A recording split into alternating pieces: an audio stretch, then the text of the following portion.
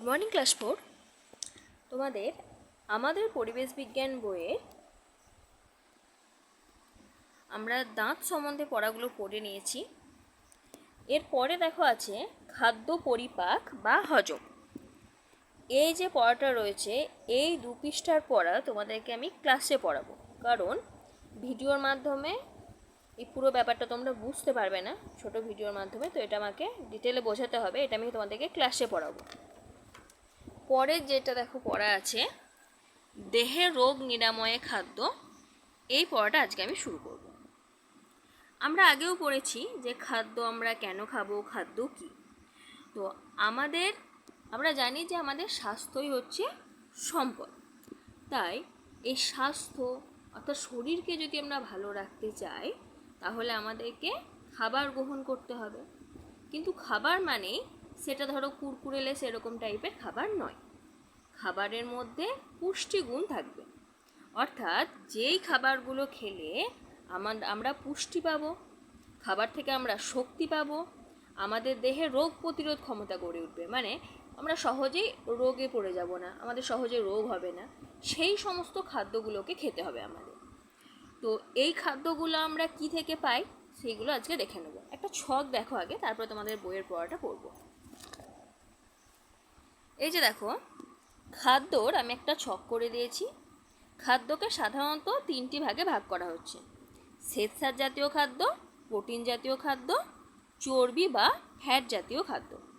এই যে দেখো সমস্ত এই খাবারগুলোই আমরা প্রতিদিন খেয়ে থাকি।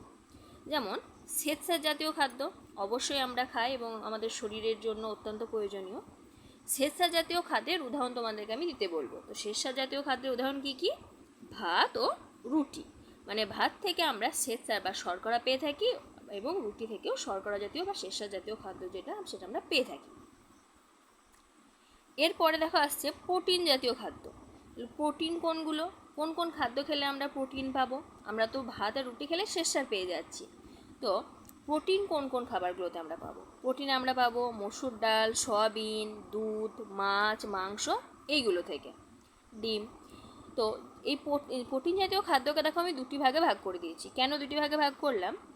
কারণ দেখো শ্বেতসারকে ভাগ করার প্রয়োজন হয়নি, কারণ দেখো শ্বেতসারের ভাত আর রুটি দুটোই দেখো, ভাতের চালটাও আসছে গাছ থেকে, রুটির গমটাও আসছে গাছ থেকে। কিন্তু প্রোটিনের যে খাবারগুলো আমরা দেখতে পাচ্ছি, যে খাবারগুলো থেকে প্রোটিন পাই, কিছু দেখো উদ্ভিদ অর্থাৎ গাছ থেকে আমরা পাই, কিছু পাচ্ছি প্রাণী থেকে। তাহলে প্রোটিনের প্রথম ভাগটা হচ্ছে উদ্ভিজ্জ প্রোটিন। উদ্ভিজ্জ প্রোটিন আমরা কাকে বলবো? না, উদ্ভিদ থেকে যে প্রোটিন আমরা পাচ্ছি সেটা হচ্ছে গিয়ে উদ্ভিজ্জ প্রোটিন। তোমাদের এখানেও দেখবে বইয়ে আছে, উদ্ভিদ থেকে যে প্রোটিন পাওয়া যায় তাকে বলা হয় উদ্ভিজ্জ প্রোটিন। তাহলে আমরা কোন কোন উদ্ভিদ থেকে প্রোটিন পাচ্ছি? মসুর ডাল, আমরা যে ভাতের সঙ্গে যে মসুর ডালটা খাই, বা ধরো সয়াবিন খাচ্ছি, এই দুটোই হচ্ছে প্রোটিন। মানে তোমরা ভাত খাচ্ছ তো তোমরা শ্বেতসার বা শর্করা জাতীয় খাদ্য খেয়ে নিলে, মসুর ডাল দিয়ে ধরো মাখিয়েছো বা সয়াবিন খাচ্ছ, মানে প্রোটিন খাচ্ছ। কি প্রোটিন? উদ্ভিজ্জ প্রোটিন। কেন উদ্ভিজ্জ প্রোটিন? কারণ মসুর ডালটাও আমরা উদ্ভিদ থেকে পাচ্ছি, সয়াবিন যেটা খাও সেটা মনে হচ্ছে যেন ওটা কী করে তৈরি হয়, ওটা হচ্ছে একটা ডাল, সয়াবিন একটা, তো সেটা উদ্ভিদ থেকেই পাওয়া যায়। প্রাণীজ প্রোটিন কোনগুলো? তাহলে প্রাণী থেকে আমরা যে প্রোটিনগুলো পাবো সেগুলো হচ্ছে প্রাণীজ প্রোটিন। তাহলে যদি বলা হয় প্রাণীজ প্রোটিন কাকে বলে? না, আমরা যে সমস্ত প্রোটিনগুলি মানে প্রোটিন জাতীয় খাদ্যগুলি প্রাণীদের দেহ থেকে পাচ্ছি সেগুলো হচ্ছে প্রাণীজ প্রোটিন। যেমন ধরো দুধ, গরুর কাছ থেকে পাচ্ছি প্রাণী। মাছ, মাছের কাছ থেকে পাচ্ছি, মাছও প্রাণী। মাংস, ধরো হাঁস মুরগি যেটাই হোক, তো সেটাও প্রাণীদের দেহ থেকেই পাচ্ছি। ডিম, হাঁস বা মুরগি ডিম দিচ্ছে, সেটাও প্রাণী দেহ থেকে পাচ্ছি। তাহলে প্রাণীজ প্রোটিন আমরা কি কি খাই? দুধ, মাছ, মাংস, ডিম, এইগুলো। তাহলে উদ্ভিজ প্রোটিনের নাম বলতে বললে তোমরা বলবে মসুর ডাল, সয়াবিন। প্রাণীজ প্রোটিনের নাম বলতে বললে দুধ, মাছ, মাংস, ডিম। তাহলে আমরা দেখে নিলাম শ্বেতসার জাতীয় খাদ্য, প্রোটিন জাতীয় খাদ্য, তার আবার 2টি ভাগ।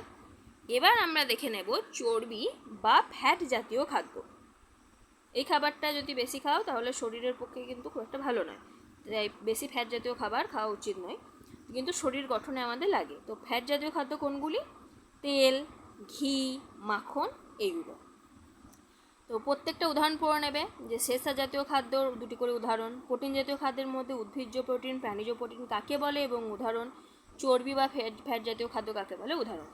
আচ্ছা, এই 3টি খাবার ছাড়াও আমরা খাদ্যের মধ্যে আমাদের রয়েছে ভিটামিন।